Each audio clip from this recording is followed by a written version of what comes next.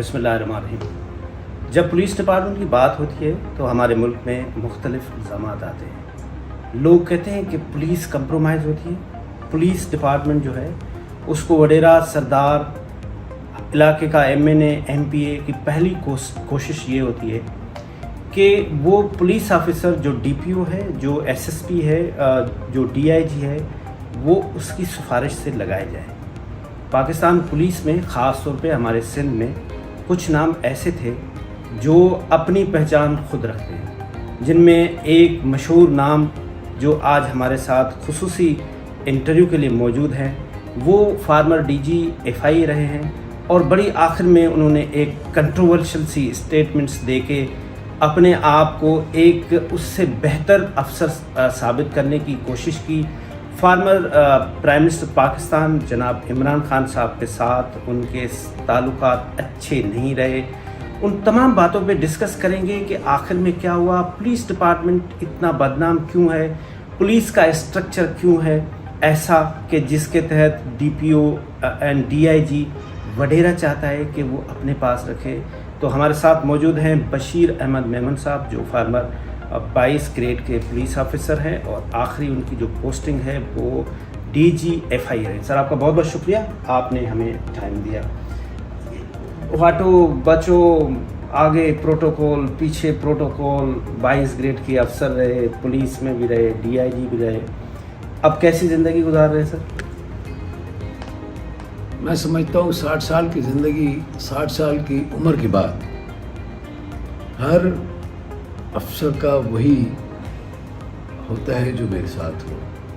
اس نے ریٹائر ہو کر کے اپنے گھر میں، اپنے گاؤں میں، اپنے شہر میں، اپنے بچوں کے ساتھ واپس اپنی پرسکون زندگی گزارنی ہوتی ہے۔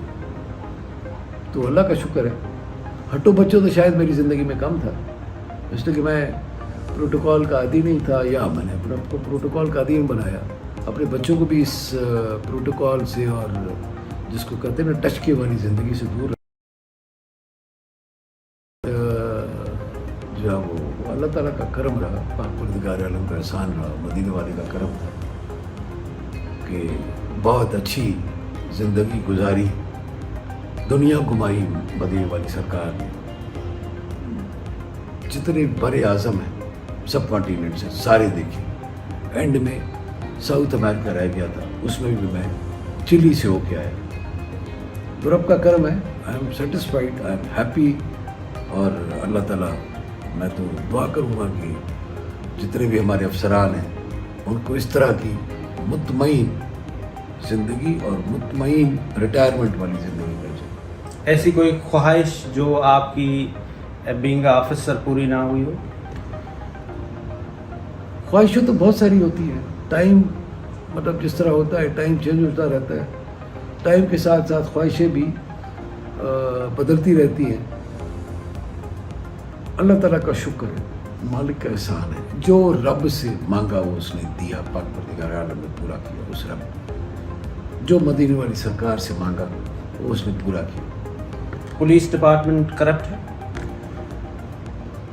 جس طرح ہمارا معاشرہ، کون سا ڈپارٹمنٹ ہے جس کے اوپر سوالات نہیں ہیں؟ کون سا ایسا ڈپارٹمنٹ ہے جس کے اوپر سوالات نہیں ہیں اس کی ایمانداری پہ، اس کے افیکٹونیس پہ؟ تو اتنی سوالات پولیس کے اوپر ہیں۔ قدرن زیادہ ہے؟ قدرن زیادہ اس لیے ہے کہ وہ پولیس کا تعلق بھی تو زیادہ لوگوں سے ہے نا۔ مطلب ایک عام آدمی جو سائیکل پہ جا رہا ہے یا موٹر سائیکل چلا رہا ہے، اس سے لے کر کے جہاز کے پائلٹ تک، بینک میں کام کرنے والے نائب قاصد سے لے کر کے بینک کے پریزیڈنٹ تک، کوئی نائب قاصد کسی سرکاری ملازمت میں نوکری کرنے والا، اس سے لے کر کے اس کے چیف سیکرٹری تک، ہر ایک کا پولیس کے ساتھ کسی نہ کسی طریقے سے، یہاں تک کہ ٹریفک پولیس کا تو ہر ایک کے ساتھ تعلق رہتا ہے۔ تو جتنا جس کے ساتھ زیادہ تعلق رہے گا، جس طرح واپڈا کے خلاف شکایت اسی کی ہوگی جس کے پاس بجلی کا میٹر ہوگا، جس کے پاس بجلی کا میٹر نہیں ہے اس کی شکایت واپڈا کے خلاف نہیں ہوگی، جس کے پاس گیس کا کنیکشن ہے اس کو گیس کی شکایت ہوگی۔ تو اسی لیے میں سمجھتا ہوں کہ پولیس کا چونکہ زیادہ لوگوں کے ساتھ تعلق پڑتا ہے تو اس لیے زیادہ شکایات ہوتی ہے، زیادہ شکایات سننے کو ملتی ہیں، لیکن میں یہ سمجھتا ہوں کہ پولیس ڈپارٹمنٹ نے ہمیشہ اپنی جانوں کا نذرانہ پیش کر کے پاکستان کے لوگوں کی، عوام کی حفاظت کی ہے اور اپنے زخمی ہو کر کے لوگوں کی جان اور مال اور عزت کا تحفظ کیا ہے۔ سارے پولیس آفیسر کرپٹ ہیں؟ میں نے آپ کو بتایا نا، جتنی پرسنٹیج دوسرے ڈپارٹمنٹ میں کرپٹ ہے اتنی پرسنٹیج اس ڈپارٹمنٹ میں کرپٹ ہے۔ وہ تو سبھی ہے جی، ہر جگہ پہ سبھی کرپٹ ہیں۔ میں یہی کہوں گا نا آپ سے کہ پرسنٹیج ہے، ہماری نیشن میں جتنی کرپشن ہے اتنی پولیس میں کرپشن ہے۔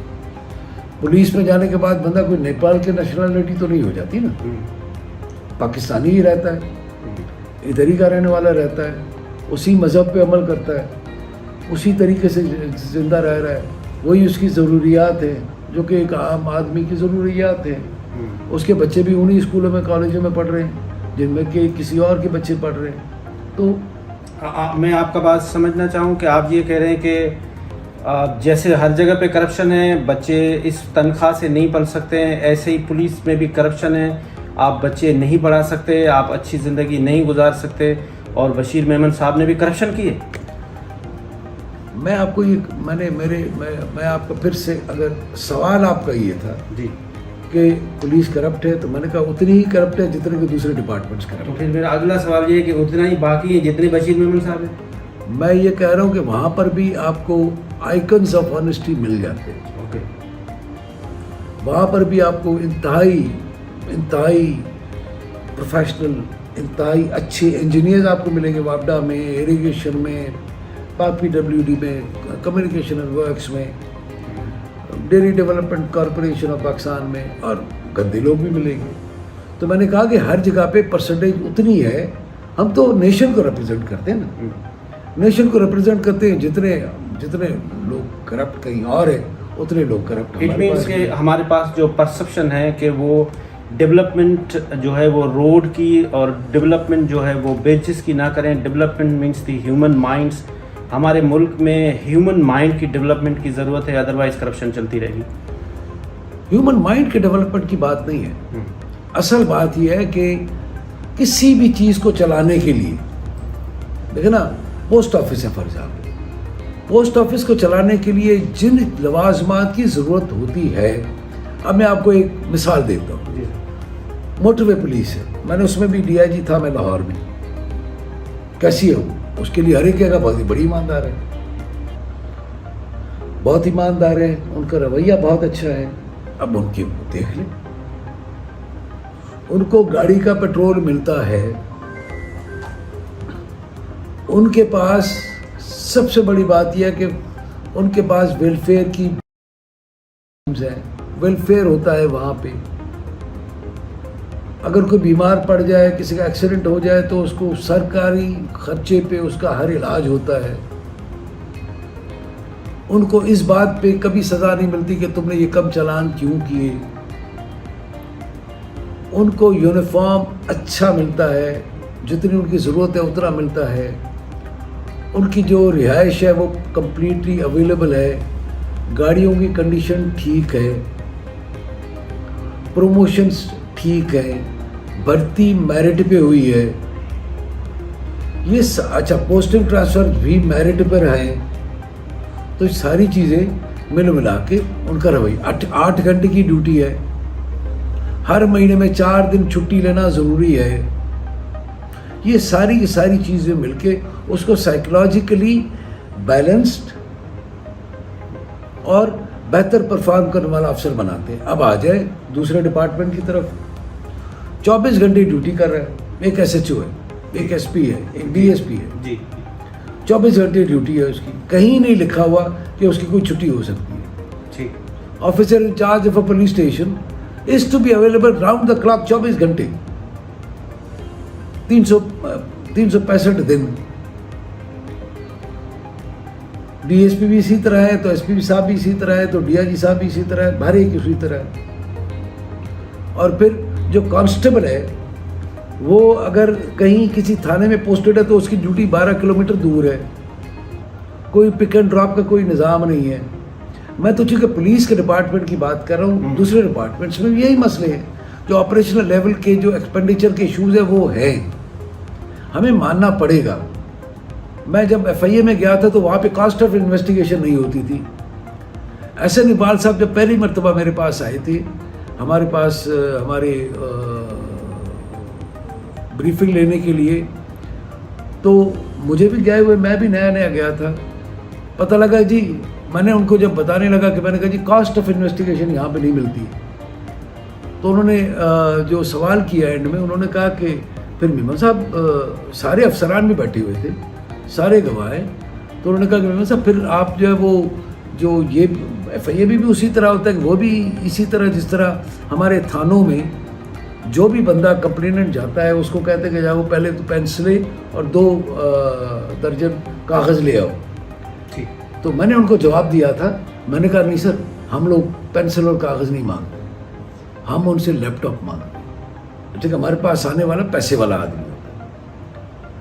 انہوں نے مجھے، میں سمجھتا ہوں پاکستان کی تاریخ میں پہلی مرتبہ کاسٹ آف انویسٹیگیشن ہمیں ملی تھی، SN اقبال صاحب نے دلوائی تھی، کہ جس میں ہم FIA نوٹس ایشو کرتا ہے، آپ کو جو کوریئر کے تھرو جو نوٹس جاتا ہے اس پہ 100 روپیہ خرچ ہوتا ہے، وہ IO کہاں سے دے گا؟ اپنی تنخواہ میں سے دے. بجٹ میں تو کوئی پروویژن نہیں ہے. اگر میں سمجھنے کی کوشش کروں کہ آپ یہ کہہ رہے ہیں کہ یہ جو ڈپارٹمنٹس ہیں ان کو آپ جو افسر بیٹھا ہوتا ہے وہ روک ہی نہیں سکتا کرپشن سے، کیونکہ آپ اس کو اتنے کام بول رہے ہوتے ہیں، آپ اس سے اتنی ایکسٹرا جاب لے رہے ہوتے ہیں، آپ نہ اس کو فیول کے پیسے دے رہے ہوتے ہیں، نہ آپ اس کو جیسے آپ نے فرمایا نہ لیپ ٹاپ کے پیسے دے رہے ہوتے ہیں، نہ پین پیسے، تو وہ کچھ نہ کچھ تو کرے گا نا.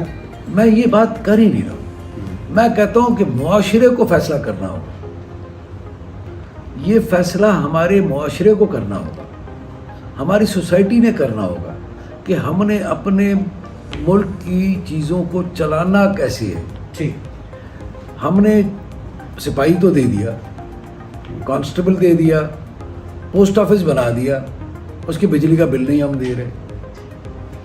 فار ایگزامپل ہم نے ہیسکو ہے، بجلی کا میٹر تو دے رہی ہے، لیکن ان کے پاس ایکسٹرا ٹرانسفارمر نہیں ہے. میں ایک بات کر رہا ہوں، میں دوسرے سارے ڈپارٹمنٹس کی بات کر رہا ہوں ایز ایکس گورنمنٹ سرونٹ. اس کے بعد ایکسٹرا ٹرانسفارمرز نہیں ہے. اب ٹرانسفارمر اگر کوئی پھٹ گیا، کوئی فیوز ہو گیا، کوئی خراب ہو گیا تو کیا کرے؟ کرپشن کرے. کہاں سے بنوائے؟ لوگوں سے کہتا کہ آپ بناؤ، فلانا میکینک ہے. ظاہر ہے یہ آپ کو نہیں پتہ، یہی ہوتا ہے ہمارے یہاں. کیا کریں؟ اچھا، اسی طرح اریگیشن ڈپارٹمنٹ میں چلے جائیں، ہم ان کو برا بالکل کہیں. تو یہ آپ جو بات کر رہے ہیں سر، یہ آپ تھرڈ ورلڈ کنٹریز کے کر رہے ہیں، تو جو ڈیولپ کنٹریز ہیں ہم ان سے کیسے سیکھیں؟ جیسے آپ نے شروع میں بھی بتایا کہ آپ نے پوری دنیا ماشاءاللہ گھومی ہے، تو وہاں کیسے کہ کرپشن زیرو ہے؟ اگر اسکین لیڈ کنٹریز دیکھیں، آسٹریلیا دیکھیں، نیوزی لینڈ دیکھیں، جاپان دیکھیں، کرپشن زیرو ہے. اس کے لیے ہمیں کیا کرنا ہے؟ میں یہ کہہ رہا ہوں کہ ہمارے پاس ایک ماڈل ہے موٹر وے پولیس. ٹھیک، موٹر وے پولیس میں جو اس کے افسران ہیں یا اس کے جو اہلکار ہیں ان کو جو چیزیں مل رہی ہیں، تو آپ یہ دیکھیں کہ آپ کو پتہ ہے موٹر وے پولیس شروع کس نے کی تھی؟ موٹر وے پولیس شروع کی تھی، میں اس وقت SP خیرپور تھا. IG صاحبان کو پرائم منسٹر صاحب نے بلایا تھا میٹنگ پہ، اور انہوں نے کہا تھا کہ ہر صوبہ اتنا کنٹریبیوٹ کرے. پرائم منسٹر کون تھے؟ نواز شریف صاحب. ٹھیک. انہوں نے شروع کی تھی موٹر وے پولیس. مجھے یاد ہے چھٹی کا دن تھا اور IG صاحب کا میسج آیا تھا کہ لوگوں کو موٹر وے پولیس بھیجنا ہے. میرے حصے میں مجھے یاد نہیں exactly, for example 1 inspector, 3 sub inspector, 6 ASI، 8 head constable بھجواؤ، اور انہوں نے پرسوں صبح تک رپورٹ کرنا ہے اسلام آباد. اب ہر SP نے کیا کیا؟ جو میں نے کیا وہی سب نے کیا ہوگا. جو سسپینڈ تھا، جس کو میں ڈسمس کرنا چاہ رہا تھا، جو گندہ ترین تھا، ان سب کو ہم نے بھجوا دیا موٹر پولیس. اور آپ یقین کریں یہ بہترین موٹر وے پولیس جو بہترین ڈپارٹمنٹ ہے، جو رول ماڈل ہے for other departments to follow, یہ ان لوگوں نے بنائی ہوئی ہے جن کو SPs نے دھکے دے کے نکالا تھا کہ ان سے جان چھڑا.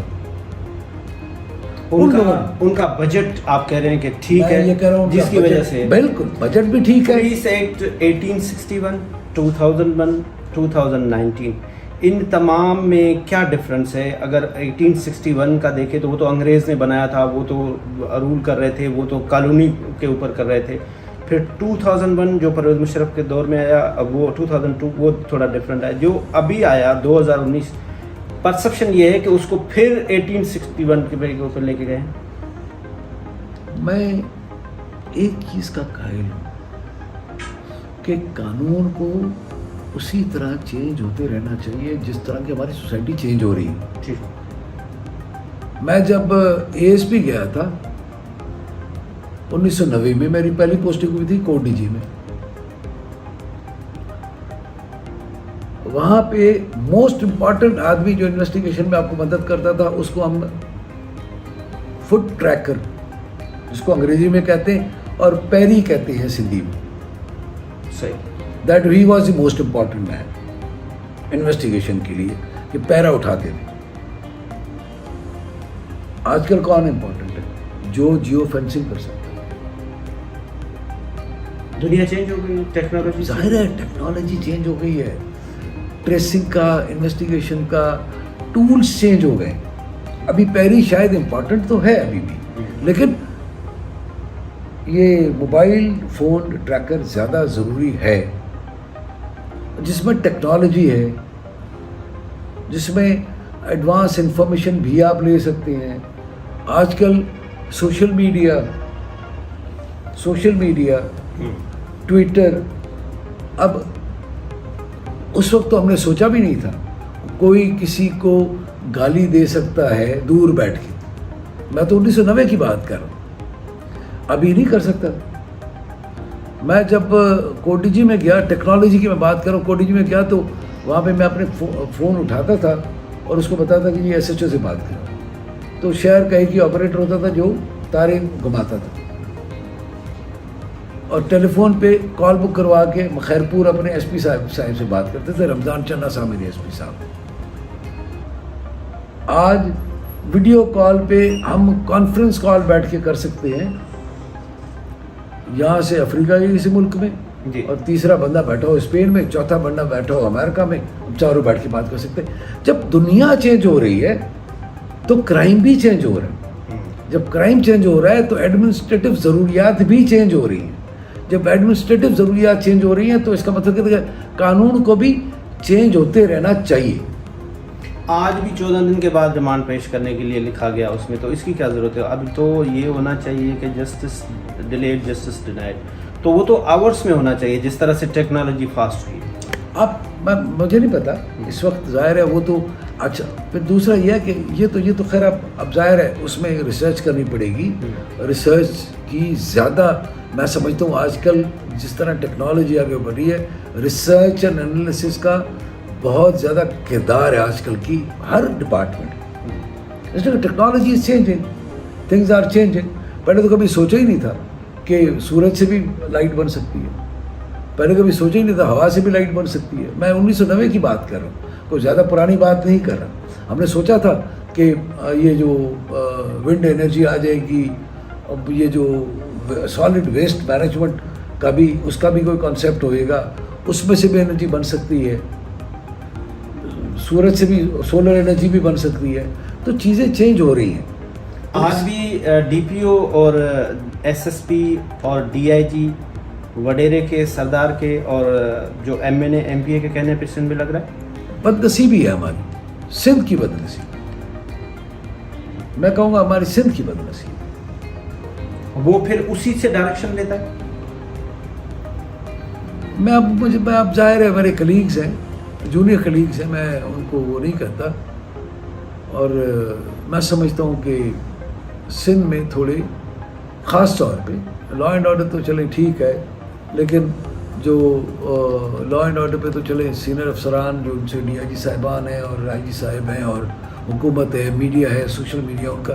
لیکن وہ جو آج کل جو دوسری لعنت ہے سندھ میں، منشیات، وہ اور جو جوا ہے وہ بہت زیادہ میں سمجھتا ہوں. ایکسیپشن کوئی ہوگا تو ہوگا، لیکن جو میں دیکھ رہا ہوں، میں ظاہر ابھی میں پبلک کا آدمی ہوں، میرے پاس فیڈ بیک جو ہے وہ عام آدمی کا ہے، تو مجھے دکھ ہوتا ہے. یہ واقعی ہو رہا ہے اور یہ اس کے ساتھ پولیٹیکل ایسوسیشن بھی ہے. اب میں خواہ میں سیاست کی طرف اس کو نہیں لے جانا چاہتا.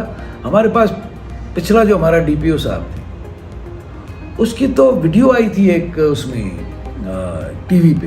اچھا, ٹی وی پہ ویڈیو آئی چینل پہ, سما ٹی وی کا ویڈیو آپ نکال کے دیکھ لیں کہ وہ پیسے بات کر رہا ہے کہ یہاں پہ منشیات گزرے گی اور یہ ہوگا وہ ہوگا. پیسے لے رہا ہے وہ منصور, پیسے لے رہا ہے, ہمارے پیسے لے رہا ہے, پیسے لے رہا ہے. تو یہ ہر ڈسٹرکٹ میں ہو رہا ہے. مطلب اتنا وہ ہو جائے, میں یہ سمجھتا ہوں کہ تھوڑا سا دکھ ہوتا ہے. مجھے دکھ اس لیے ہوتا ہے کہ میں نے بھی اس ڈپارٹمنٹ میں نے بھی 30 سال سے زیادہ میں نے اس ڈپارٹمنٹ کو دیا, اور ایس پی کا رینک بہت بڑا رینک, 3,500 سے 3,000 لوگ اس کے انڈر کمانڈ ہوتے ہیں جن کا وہ کمانڈر ہوتا ہے. سر آپ نے اس ڈپارٹمنٹ کو 30 سال دیے, ایک کریڈیبل آفیسر اور ایک اچھے شریف میمن گھرانے سے تعلقات, اور پھڈا ڈائریکٹ ہاسپٹل زرداری سے نہیں, پھڈا کسی سے ہے نہیں, پھڈا کسی سے نہیں. میں میمن ہوں, اللہ سے ڈرتا صرف میرے رب سے. مہربانی مجھ پر مدینہ والی سرکار کی ہے, کریم ہے, اللہ کریم. وہ آپ سے کیوں ناراض ہیں؟ کتنے میں رلی کتنے تیری سنا, ساگ کیا کتنے جا لڑی. کچھ اندر کی خبر تو بتائیں نا, ایسا کیا ہوا جو وہ ایک کیس, میں ڈی آئی جی تھا حیدرآباد میں, ایک کیس ہوا تھا مرڈر کا, اس میں کچھ خواہشیں تھیں, تو میں نے اس وقت بھی یہی کہا تھا, میں نے کہا یار یہ قیامت والے دن یہ مردہ کھڑا ہو کر کے کہے گا کہ فلاں نے مجھے مارا, اور یہ پولیس والا ہے اس نے اس کی مدد کی. میں نے کہا ادھر 109 میں مجھے کون بچائے گا, ادھر تو میں نے خود اپنا کیس لڑنا پڑے گا, اور اللہ بہت مارے گا. بڑے بڑے سردار, بڑے بڑے وڈیرے زرداری صاحب سے ٹکر نہیں لیتے ہیں, اور آپ لے رہے ہیں, اور آپ ایک پولیٹیکل فگر بھی بن رہے ہیں جو آپ کے اسٹیٹ میں, تو آپ کا فیوچر میں پولیٹکس میں آنے کا بھی شوق ہے؟ سیاست پریکٹیکل پالیٹکس میرا چھوٹا بھائی کر رہا ہے, جی وہ کرتا بھی ہے, جی, مسلم لیگ فنکشنر جی ڈی اے. سیاست کوئی شجر ممنوعہ نہیں ہے, اگر ہوتی تو میں اپنے بھائی کو منع کرتا کیوں نہ کروں, لیکن یہ خدمت کا ایک طریقہ بھی ہے, اور خدمت کا بہترین طریقہ ہے. لیکن میں سمجھتا ہوں میں الیکشن کے پالیٹکس میں میں خود نہیں آؤں گا. میرا بھائی ہے, میں اس کا کارکن کے طور پہ اس کو سپورٹ کروں گا. سیاسی فیصلہ اس کا ہوگا, میرا نہیں ہوگا.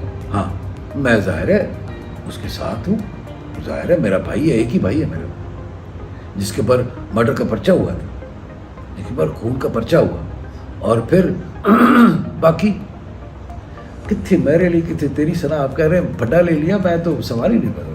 بڑے بڑے دنیا میں جو ڈان ہوتے ہیں, سیزلین مافیا کی دیکھ لیں, یہاں پہ بھی جو ہوتے ہیں وہ کیا کرتے ہیں کہ وہ امیروں سے پیسے لوٹتے ہیں, پھر غریبوں میں تقسیم کرتے ہیں. ابھی ہم آئے تو تقریباً 200 آدمی کھانا کھا رہے تھے, اتنا بڑا آپ نے پیلس بنایا ہوا ہے, تو یہ آپ نے کرپشن سے بنایا ہوا ہے, اور آپ غریبوں پر دے رہے ہیں ان کو.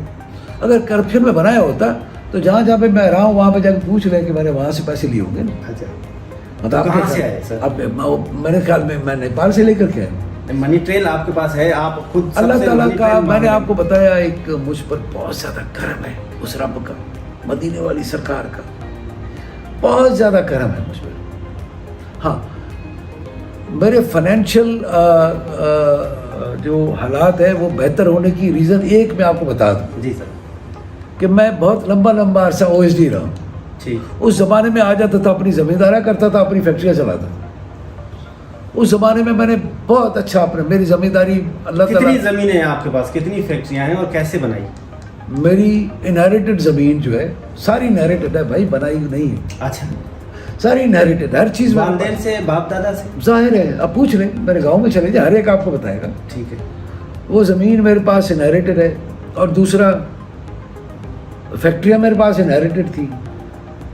میں جب 1986 میں نوکری میں گیا تھا تو میں کاٹن فیکٹری چلاتا تھا, اور اس وقت میری 2 کاٹن فیکٹریاں میری فیملی کی تھیں, کاٹن انجینئرنگ نوکری سے پہلے؟ نوکری سے پہلے میں 10 سال کاٹن فیکٹری اپنی چلاتا رہا ہوں. اچھا, وہ زمین وہ ابھی دیکھ لیں, ابھی بھی موجود ہے, ابھی بھی موجود ہے. ہاں ظاہر ہے میمن ہوں, وہ شہر کے درمیان میں آ گئی, 10 ایکڑ کا پیس تھا, درمیان میں آ گئی, تو میمن ہوں. ان فیکٹریوں کو وہاں سے نکالا ہے, پلاٹ کر کے زمینیں بیچ دی, پلاٹنگ بیچی.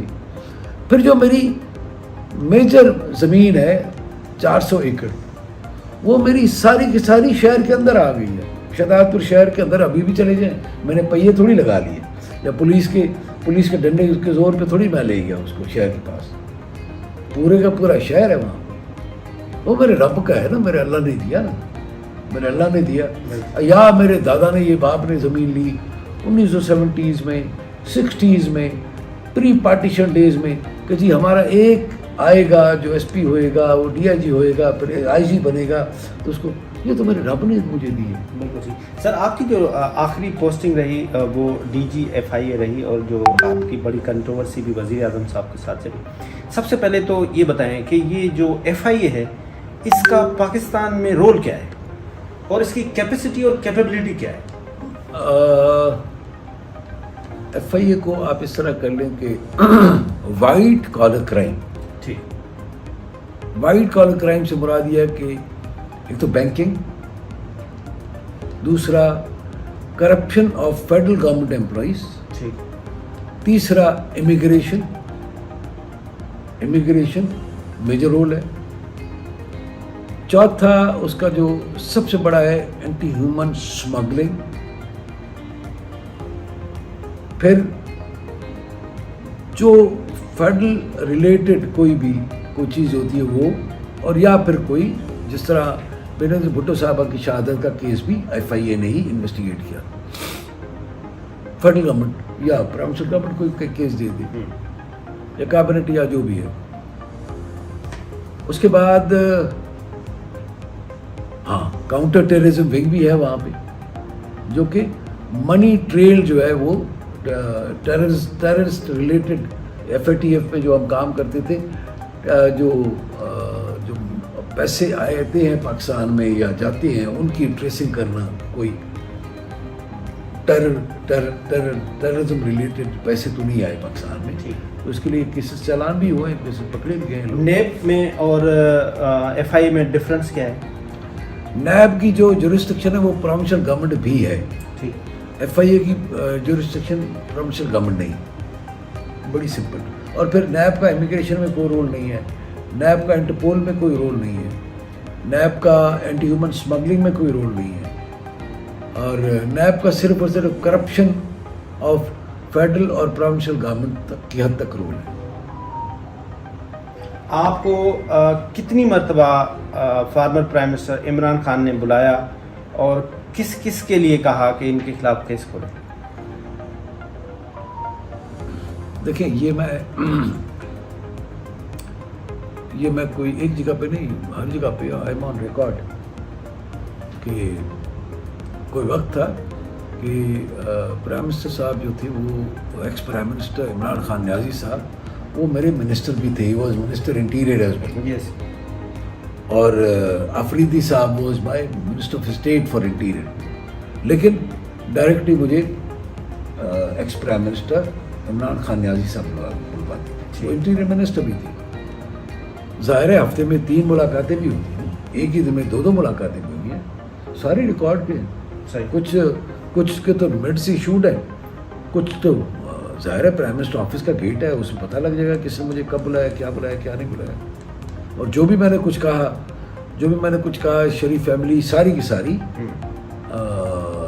خاص طور پہ جو مریم نواز صاحبہ ہیں, ان کو تو بہت زیادہ وہ مطلب کرنا نہیں چاہیے, لفظ بہت بڑا لفظ ہے, تو ان کو بھی نفرت کر.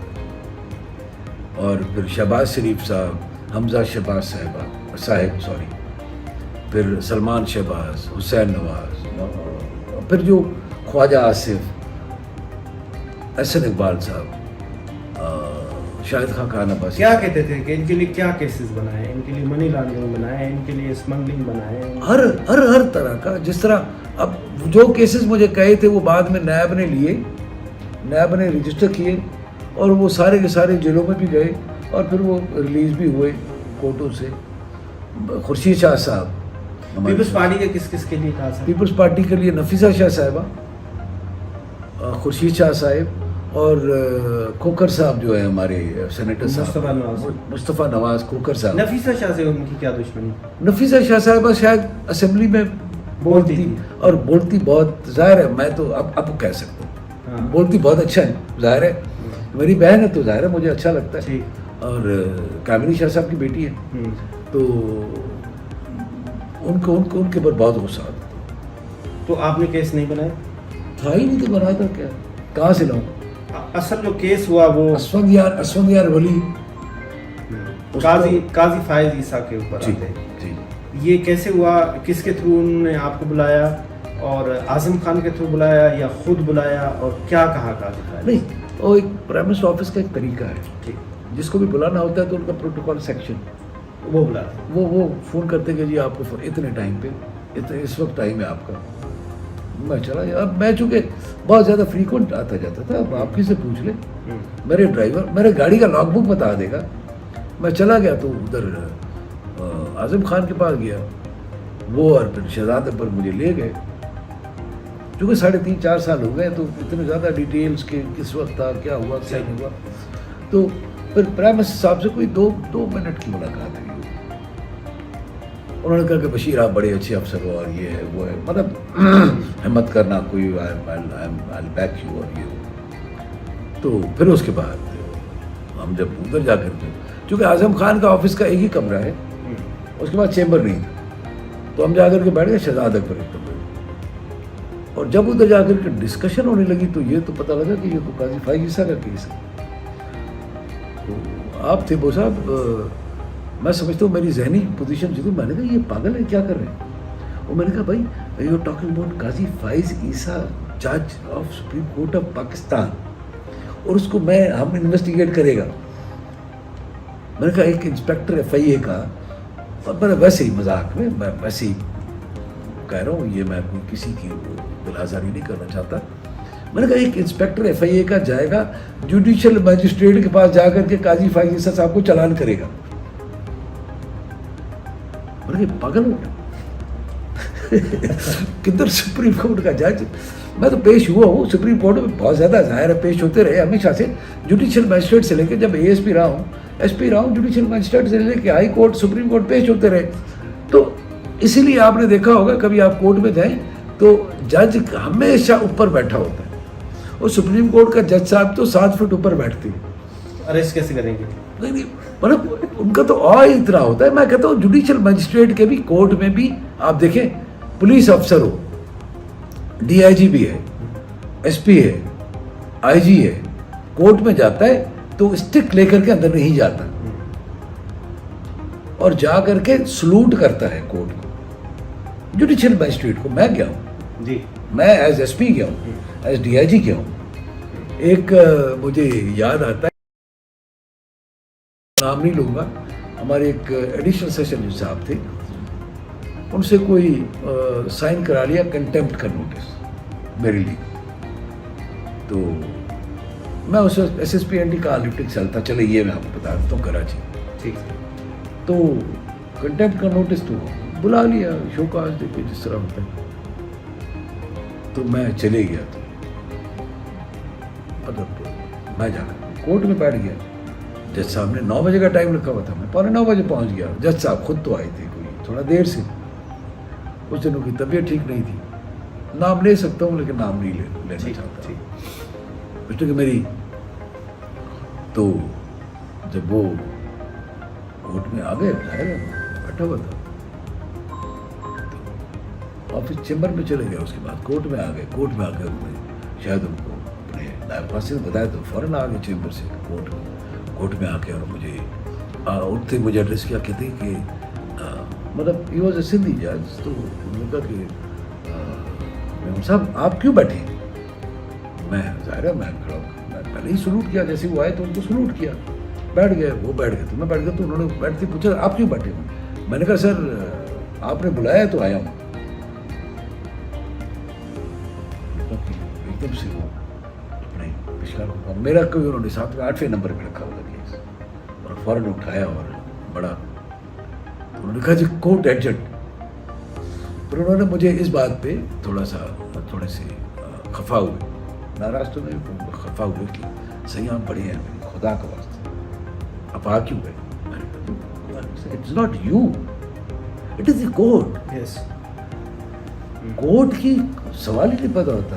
اب میں آپ کو کیا کہتے نہیں آپ فون کر لیتے. میں نے کہا خدا کا واسطے اف آئی ڈونٹ میں اگر کورٹ کی عزت نہیں کروں گا ایز اے پولیس آفیسر تو میری کوئی عزت نہیں کرے گا. میرا سبارڈینیٹ میری عزت اس لیے کرتا ہے کہ قانون کہتا ہے, اس کو بتاتا ہے کہ قانون یہ کہتا ہے, لا یہ کہتا ہے کہ میں ایس پی اس کو سزا یا جزا دے سکتا ہوں. تو قانون یہ بھی کہتا ہے کہ آپ کسی کو بھی جو مجرم آپ سمجھیں اس کو آپ سزا دے سکتے ہیں. تو ہم نے لکھت والے قانون پہ عمل کرتے ہوئے میں آیا ہوں آپ کا. تو انہوں نے کہا کہ صحیح جس طرح ہوتا ہے, میرے ایک دوست ہیں, ان کا چھوٹا بھائی تھا, ظاہر ہے بچپن سے مطلب it was his first posting as additional sergeant.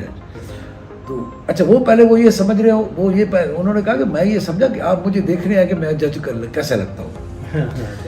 میں نے کہا نہیں مجھے مزہ بھی آیا بڑا. تو ابھی تم کورٹ چلاؤ تو میں دیکھوں گا. کہتا نہیں سی اب یہ صحیح. سر آپ یہ بتائیں کہ یہ جو باقی پولیٹیشین تھے ان کے خلاف جو کیسز بنائے اس کی تو ایک وجہ تھی کہ وہ ان کے اگینسٹ بات کر رہے تھے. آپ کیا سمجھتے ہیں قاضی فائز عیسیٰ صاحب کے اگینسٹ فارمر پرائم منسٹر کس وجہ سے تھے؟ میں سمجھتا ہوں انہوں نے کوئی فیصلے دیے تھے جو میں نے سنا تھا بعد میں جب یہ آیا تھا. وہ تو میڈیا پہ بھی آیا تھا. میڈیا پہ میں نے جو پڑھا یا سنا اخباروں میں کہ قاضی فائز عیسیٰ صاحب نے کوئی فیصلے دیے تھے جس میں کوئی پی ٹی آئی ہرٹ ہوتی تھی اور ایم کیو ایم ہرٹ ہوتی تھی. جو میں نے سنا تھا, اب مجھے نہیں پتا چونکہ میں نے فیصلے سارے نہیں پڑھے ہوئے تو میرے لیے اس بات پہ. اچھا بہت سارے لوگوں کے لیے تو خان صاحب نے آپ کو بلا کے کہا کہ ان کے خلاف کیس بنانے, کیا کوئی ایسے بھی تھے جن کے لیے آپ نے کیس بنائے ہوئے تھے اور انہوں نے کہا کہ ان کے خلاف کیس نہیں بنانے؟ ہاں عارف نقوی. اچھا ہاں عارف نقوی کے خلاف آپ نے پھر پرسو نہیں کیا؟ نہیں, ہم نے تو پرسو کیا, ہم نے جو کرنا تھا وہ کیا. ابھی بھی کاغذات پڑے ہوں گے ادھر. ہم نے جو کرنا تھا وہ کر کیا. اپنا کام جو قانونی تھا وہ ہم نے اپنا کام کیا. عارف نقوی آپ واقعی سمجھتے ہیں کہ وہ ڈیفالٹر ہے اور انہوں نے منی لانڈرنگ کی ہے؟ وہ ایف آئی اے کے جوڈکشن میں اس کے کیسز آتے ہیں. 87 بلین کا اصل مسئلہ یہاں سے شروع ہوا کہ 87 ارب روپیہ اس نے سوئی سدرن گیس کے بلز تھے جو دینے تھے جو اس نے نہیں دیے. ٹھیک, یہی ہمارا اس کے ساتھ کنٹینشن تھا کہ پیسے دو. 87 ارب روپیہ تو وہ پھر بیچ رہا تھا. میرے خیال میں کے الیکٹرک کو خریدنے آ رہی تھی شنگھائی الیکٹرک. تو ہم نے کیا یہ تھا کہ ہم نے سی سی پی کو یہ کہا تھا کہ یہ اپنی لائبلٹیز میں یہ شو کر رہا ہے یا نہیں شو کر رہا ہے یہ دیکھ لینا, اور پرائیویٹائزیشن کمیشن کو دیکھ دیا تھا. پھر منسٹری آف انرجی کو ہم نے چٹھی لکھی تھی کہ جی اس سے 87 ارب روپیہ لینا ہے انہوں نے تو مہربانی کر کے ان کو لے کر کے دے دیں. منسٹری آف انرجی چونکہ وہ ظاہر ہے ایک پرائیویٹ کمپنی ہے, 87 ارب روپیہ ہم نے ریکور کرنا ہے اسے, اور سوئی سدرن نے ریکور کرنا ہے. اور میرے ذہن میں یہ تھا کہ ان کے جو سی ایف او آئے تھے اس وقت بھی مجھے اتنا یاد ہے کہ 19 بلین تھے شاید, وہ تو دینے کو تیار تھے. لیکن پرائم منسٹر نے منع کر دیا کہ نہیں. میں نے کہا کہ یہ فیصلہ ہم نہیں کر سکتے, میں کیسے کر لوں. سوئی سدرن کہتا ہے کہ 87 دے دو, تم کہتے ہو 19 ہیں. اب یہ فیصلہ آپ کے آربیٹریشن کرو. پھر میں نے کہا تھا کہ کوئی چارٹرڈ اکاؤنٹنٹ کی فرم کر لو آپس میں, اور وہ بیٹھ کے فیصلہ کر دے جو بھی گورنمنٹ کرے. پھر ہم نے منسٹر آف انرجی کو چٹھی لکھی تھی, وہ بھی پڑھی ہوگی ریکارڈ. یہ پرسپشن یہ ہے کہ جو پی ٹی آئی کی گورنمنٹ تھی اس میں ڈائریکشن صرف پرائم منسٹر ہاؤس سے نہیں آتے تھے, کچھ گھروں سے بھی آتے تھے, کچھ ان کے لوگ بھی ہوتے تھے. تو کیا آپ کو بھی واقعی کوئی پیر کوئی فقیر کسی نے فون کیے کہ یہ کیس کرنے یہ کیس ہٹانے؟ نہیں, وہیں سے نہیں. آپ نے اس کے جو نہیں مانے جوابات, اس کی کوئی کانسیکوینسز آپ کو ہوئے, آپ کی سروس کو کوئی نقصان ہو؟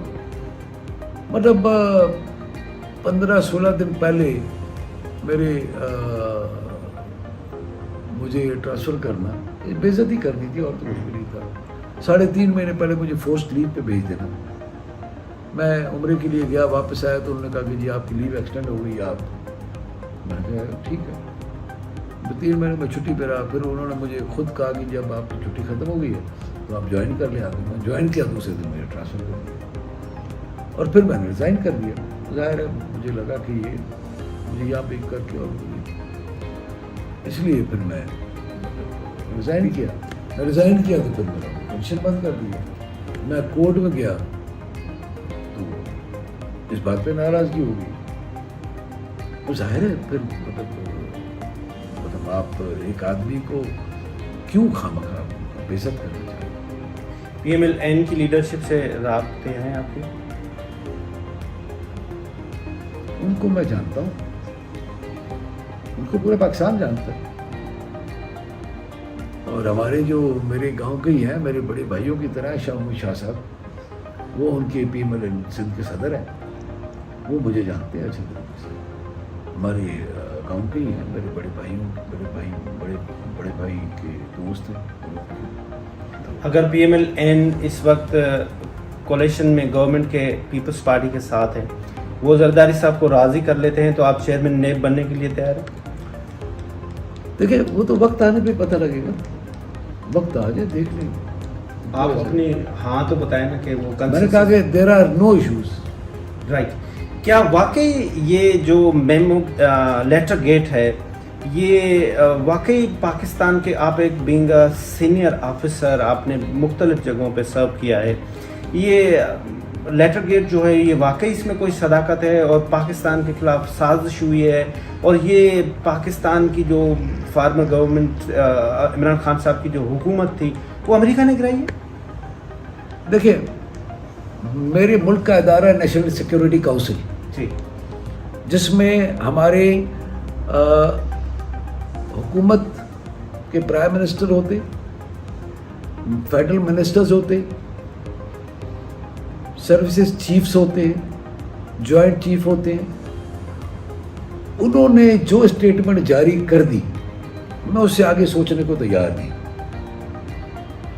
मेरा उनके पर एतमाद है, मेरा एतमाद उनके पर है। और दूसरा मैं ये समझता हूँ हमारे मुल्क की जो एजेंसीज हैं उनको हमें अंडर एस्टिमेट नहीं करनी चाहिए, उनकी बेइज्जती नहीं करनी चाहिए। उन्होंने ज़रूर इनपुट दिया होगा अपना उसी नेशनल सिक्योरिटी काउंसिल में। अगर वो ये समझते हैं कि साजिश नहीं हुई तो मैं समझता हूँ कि हमें ये नहीं करना चाहिए। अपने ही इदारों की इस तरह बैठ के नहीं मुखालफत नफ़रत करनी चाहिए, लोगों में नफ़रत नहीं फैलानी चाहिए। हमारे इदारे ने कह दिया कि जी कोई साजिश नहीं, ख़त्म। आप प्राइम मिनिस्टर हाउस में आपके कहने के मुताबिक आप 2 मरतबा भी जाते थे, हफ्ते में 2 मरतबा भी जाते थे, 10 मरतबा भी जाते थे, तो क्या आप समझते थे कि उस वक्त कोई ऐसी रिजीम चेंज की इनिशिएटिव हो रही थी? वज़ीर आज़म साहब सोच रहे थे कि हम अमेरिकन ब्लॉक से निकल के हम चाइना और रशियन ब्लॉक में चले जाएं? नहीं, मेरे ख्याल में मेरा क्योंकि रोल नहीं था तो इस तरह की मीटिंग में मैं बैठता भी नहीं था ना। मैं कभी मेरी अब किसी से पूछ रहा मेरी तबीयत अपनी है, मैं अपने काम से काम रखता हूँ, रखता हूँ। सोशल लाइफ मेरी इतनी ज़्यादा नहीं थी उधर इस्लामाबाद में। बस दफ्तर से घर से अपने नमाज पढ़ी और सो गया। ठीक है, ज़ाहिर है FIA का ऐसा कोई टाइट शेड्यूल होता था कि तो काम ज़्यादा होता था, तो इसीलिए मैं बशीर मेमन साहब को हम नियर फ्यूचर में एक किसी पोस्ट पे चेयरमैन नेब किसी गवर्नमेंट की पार्ट देख रहे हैं, सेनेटर देख रहे हैं या बिजनेसमैन देख रहे हैं? मैं समझता हूँ कि ये फैसले मेरी ज़िंदगी में ये सारे फैसले मेरे रब ने किए। मेरा अल्लाह ताला जो भी करेगा मेरे लिए बेहतर करेगा। अल्लाह ताला से आप बात करते हैं ना, कोई भी इंसान होता है वो ख्वाहिश कर रहा होता है खुदा ताला से, तो आप बात तो कर रहे होंगे ना, अपनी कनेक्शन तो मिला रहे होंगे, तो आप किधर कनेक्शन मिलाना चाह रहे हैं? अल्लाह ताला जो भी करेगा बेहतर करेगा, बहुत अच्छा करेगा। आपने उनको क्या कहा है? ان کو زیادہ پتہ ہے. ان کو زیادہ پتہ ہے. آپ کا بہت بہت شکریہ بشیر میمن صاحب. اس کے ساتھ آج کا پروگرام ختم ہوا. جہاں بھی رہیں خوش رہیں. خدا حافظ. پاکستان زندہ باد.